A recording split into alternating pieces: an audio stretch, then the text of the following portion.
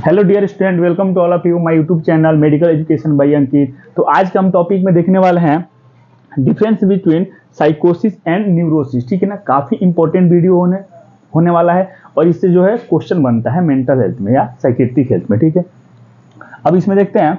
सबसे पहले आपको समझना होगा, एक तरह से हम फीचर समझेंगे, क्या क्या फीचर आता है साइकोसिस में और क्या आता है न्यूरोसिस में, फिर उसमें आपको डिफरेंस समझ में आएगा। ठीक है ना, अगर हम आपको ओवरव्यू बताएं, जैसे कि इसका जो प्रीवियस जो लेक्चर है पूरा क्लासिफिकेशन साइकोसिस क्या होता है, न्यूरोसिस क्या होता है, हमने देख लिया है। ठीक है, उसको एक बार आप जरूर देखें, पूरा डिटेल में वीडियो है, लेकिन हम ओवरव्यू के लिए समझाए तो साइकोसिस में आता है ऑर्गेनिक डिसऑर्डर, जैसे कि साइकोसिस में ऑर्गेनिक और फंक्शनल डिसऑर्डर को डिवाइड किया गया। ठीक है ना, ऑर्गेनिक की बात करें तो उसमें आता है डिमेंशिया आता है, डिलीरियम आता है। ठीक है, और फंक्शनल साइकोसिस की बात करें तो वहां पे आता है मेनिया आता है, सिजोफ्रेनिया आता है और डिप्रेशन आता है, जैसे कि आपको ठीक से बताया था MSD। ठीक है, महेंद्र सिंह धोनी के नाम से आपको याद रखना है MSD करके। ठीक है, फिर उसके बाद से बात करें तो न्यूरोसिस में आता है फोबिया आता है, OCD आता है या ओसियन आएगा। ठीक है, उसके बाद से हिस्टीरिया आता है और एंजाइटी आता है, उसको भी आपको ट्रिक हमने बताया है काफी अच्छे तरीके से। तो आप जरूर एक बार पहले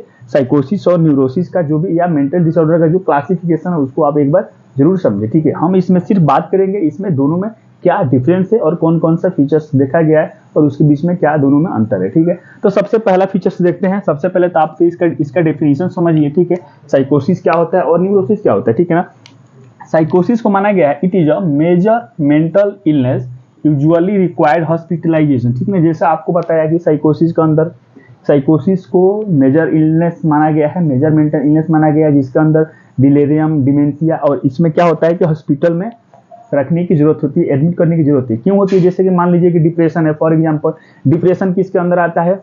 साइकोसिस के अंदर आता है। डिप्रेशन एक स्टेज आएगा जब को जो भी पर्सन है या पेशेंट है उसको मतलब सुसाइडल थॉट्स आने लगेंगे, वो कभी भी सुसाइड कर सकता है। ठीक है, तो उस कंडीशन में आपको क्या रखना होगा? एडमिट रखना होगा, हॉस्पिटल में एडमिट रखना होगा। ठीक है, फॉर एग्जांपल दूसरा एग्जांपल की जैसे कि मान लीजिए आप सिजोफ्रेनिया पढ़ेंगे, तो सिजोफ्रेनिया में एक होता है कैटाटोनिक एक्साइटमेंट सिजोफ्रेनिया। ठीक है ना, तो उसमें जरूरत से ज्यादा वो एक्साइटमेंट रहता है। ठीक है, मतलब खुद का हार्म भी कर सकता है और सामने वाला को भी हार्मफुल कुछ ना कुछ वो कर सकता है। ठीक है ना, तो उस कंडीशन में क्या होगा कि इसीलिए इसको बोल रहे हैं क्या, मेजर मेंटल इलनेस की तरफ इसको हम रख रहे हैं। ठीक है, और इसको क्या होगा कि एडमिट आपको रखना पड़ेगा। अब इसको घर पे जो है वो ट्रीटमेंट नहीं कर सकते यूजुअली, मतलब कि ये ज्यादातर केसों में देखा गया है। ठीक है, कोई स्पेसिफिक केस है तो उसमें आप घर पे भी ट्रीटमेंट कर सकते हैं। ठीक है, उसके बाद से है न्यूरोसिस की बात करें तो it is a minor mental illness usually not required hospitalisation.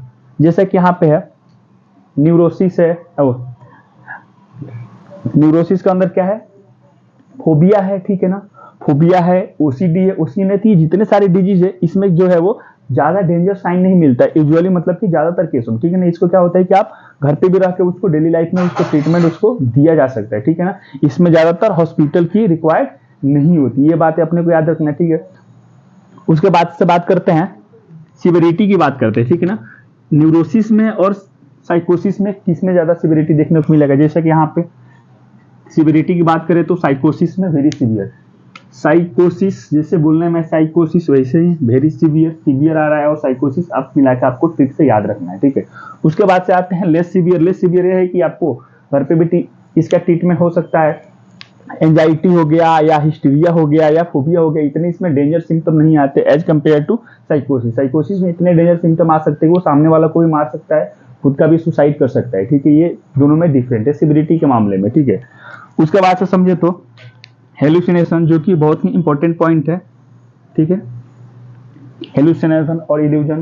Hallucination का मतलब हुआ है फॉल्स परसेप्शन, कोई भी आपके सामने कोई भी ऑब्जेक्ट है उसका फॉल्स परसेप्शन। जैसा कि फॉर एग्जांपल कि मेरे हाथ में कुछ भी नहीं है फिर भी लग रहा है कि मेरे हाथ में चाकू लिया है या मैंने बंदूक लिया है। ठीक है, ऐसा लग रहा है सामने वालों का, तो उसको हम क्या बोलेंगे? हेलुसिनेशन बोलेंगे। ठीक है ना, हेलुसिनेशन में ऑब्जेक्ट जो होता है या कोई भी वस्तु जो होता है हाथ में होता नहीं है, लेकिन उसको लगता है कि कुछ ना कुछ वो हाथ में लिया है, उसको दिखाई देता है, पड़ता है। ठीक है, और इल्यूजन की बात करें तो इल्यूजन में होता है ऑब्जेक्ट जैसा होता है, एक हेलुसिनेशन में कुछ भी नहीं था लेकिन उसको लग रहा है कि हाथ में कुछ लिया है। ठीक है, बंदूक लिया है, चाकू लिया, कुछ भी लिया है। ठीक है, लेकिन इल्यूजन की बात करें तो उसको हाथ में तो है मेरे, जैसे कि मार्कर है, लेकिन मार्कर की जगह तो उसको लगेगा फॉल्स परसेप्शन होगा। ठीक है, उसको लगेगा कि मार्कर नहीं है, ये चाकू है। ये बंदूक है या कुछ और भी चीज़ है जो कि उसको हम मार सकते हैं या उसको क्षति हम पहुंचा सकते हैं, ठीक है। ऐसा उसको लगेगा। ये हेलुसिनेशन और इल्यूजन में दोनों में डिफरेंस है, ठीक है। तो हेलुसिनेशन आप समझ गए। अब समझते हैं साइकोसिस की बात करें तो साइकोसिस में प्रेजेंट होगा और एक तरह का ये डेंजरस साइन होता है हेलुसिनेशन और इल्यूजन, ठीक है। सामने वालों को, किसी को, घर के आदमी को देख के उसको लगेगा कि हमको मारने आ रहा है, कुछ भी दिखाई नहीं देगा फिर भी लगेगा उसको सामने से जो वो हमारे पे अटैक कर रहा है, हम पे मारने आ रहा है। चाहे इसको इस टाइम पे लगता है हेलुसिनेशन में, जैसा कि लगता है कि हमारे सामने बजरंग बली हैं, बजरंग बली का शक्ति है, हमारे साथ में बैठे हैं, खड़े हैं, ऐसा इसको लगता है, ठीक है। और फिर हम न्यूरोसिस में बात करें तो न्यूरोसिस में क्या होगा कि एब्सेंट रहता है, ऐसा हेलुसिनेशन और इल्यूजन जो है वो नहीं देखा जाता है, ठीक है। ये इतने पॉइंट क्लियर है, आई होप कि आपको क्लियर हो रहा होगा। उसके बाद से है इनसाइट, ये भी इंपॉर्टेंट पॉइंट है। इनसाइट का मतलब हुआ कि जो भी पेशेंट है, मेंटली इल पेशेंट है, उसके अंदर अपने एबिलिटी और अपने क्षमता के बारे में उसको पता हो, ठीक है। जैसे कि आपको मेनिया का आपको पेशेंट मिलेगा तो मेनिया का पेशेंट को मतलब फ्लाइट ऑफ आइडिया या बड़ी बड़ी बातें जो उसको फीचर देखने को मिलता है, ठीक है ना। उसको लगेगा उसका मतलब उसका एबिलिटी है, मतलब उसके मतलब 5 पैसा की एबिलिटी है तो बातें करेगा 100 पैसा का, ठीक है। उसको लगेगा मेनिया में कि वो बड़ी बड़ी बातें बोलेगा, जैसे कि मतलब पूरा उसके दुनिया का पूरा कंट्रोल उसके हाथ में है, पूरा देश वहीं चला रहा है, उसके इशारों पे हवा चल रहा है, पत्ते हिल रहे हैं, ठीक है। इतनी बड़ी बड़ी उसके बातें जो वो जो है वो बोलेगा, ठीक है। तो इससे मतलब क्या हुआ है, इससे आपको क्या समझना है कि वो अपने आप की एबिलिटी को, अपने क्षमता को नहीं समझ पा रहा है, ठीक है।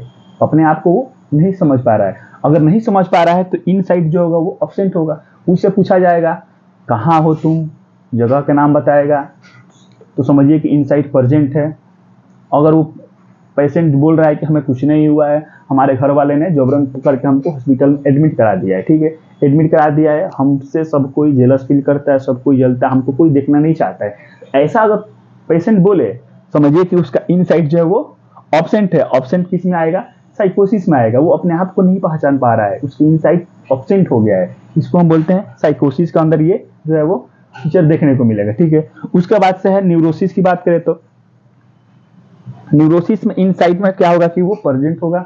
उसे पूछा जाएगा कि तुम बीमार हो, तो उसको बीमार है तो बोलेगा कि हाँ बीमार हो। लेकिन ये जब साइकोसिस में जब आता है पेशेंट तो उसमें वो बोलता ही नहीं कि मैं बीमार हूँ, वो बोलता ही नहीं कि मैं बीमार हूँ, मुझे कुछ हुआ, बोलेगा मुझे कुछ नहीं हुआ है।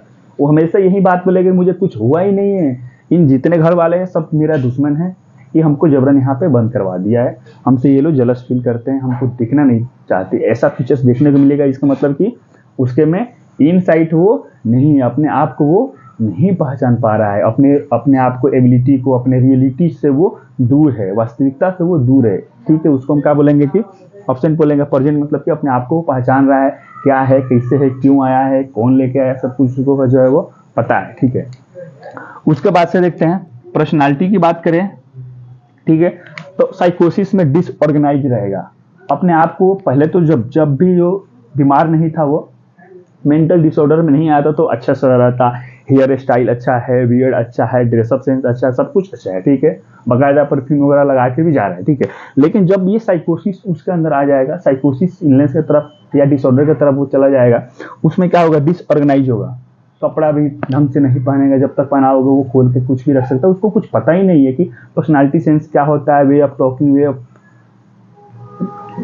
टॉकिंग हो गया, कैसे बातें करना है, ये सब चीज़ उसको जो है वो पता नहीं रहेगा। मतलब कि डिसऑर्गेनाइज रहेगा। और ऑर्गेनाइज मतलब कि हर चीज़ सब कुछ ठीक है सिमेट्रिकल वे में है, डिसऑर्गेनाइज मतलब कि एबनॉर्मल हो चुका है, ठीक है।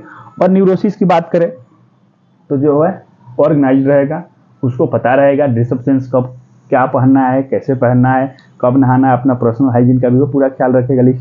लेकिन इसमें साइकोसिस की बात करें तो वो पर्सनल हाइजीन का भी ख्याल नहीं करेगा, ठीक, ये इसका फीचर है।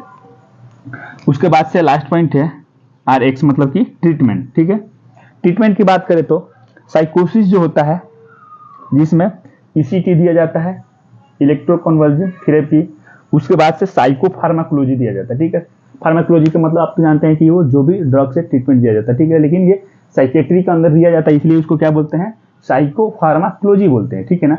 अलग अलग आपको डिसऑर्डर देखने को मिलेंगे और अलग अलग उसका जो है वो ट्रीटमेंट भी आपको देखने को मिलेगा। जैसे कि सिजोफ्रेनिया में आपको अलग ट्रीटमेंट मिलेगा, डिप्रेशन डिप्रेशन अलग मिलेगा, मेनियम आपको अलग मिलेगा, ठीक है। तो ऐसे आपको एक एक करके आपको देखने को मिलेगा, जो कि एक एक डिजीज कंडीशन में हम साथ में हम डील करने वाले हैं, ठीक है।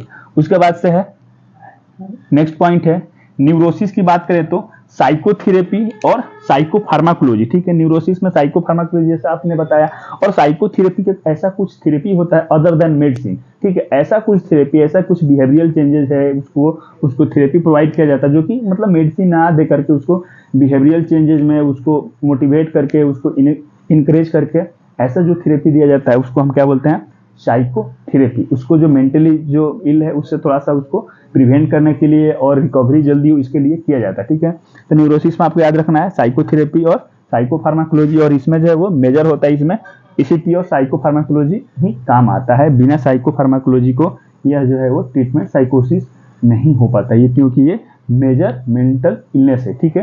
तो आज का हम वीडियो में देखे हैं, क्या देखे हैं, साइकोसिस और न्यूरोसिस के बीच में डिफरेंस, ठीक है ना। मेनली क्या होता है, साइकोसिस जो होता है सीवियर होता है, जिसमें हॉस्पिटल में रखने की जरूरत होती है। न्यूरोसिस जो होता है उसमें रखने की जरूरत नहीं होती है, ठीक है। तो आज की वीडियो कैसा लगा, अच्छा लगा तो जरूर आप शेयर करें अपने फ्रेंड्स को, लाइक करें और फीडबैक जरूर दें कि लेक्चर जो आपको कितना आपको समझ में आया, ठीक है।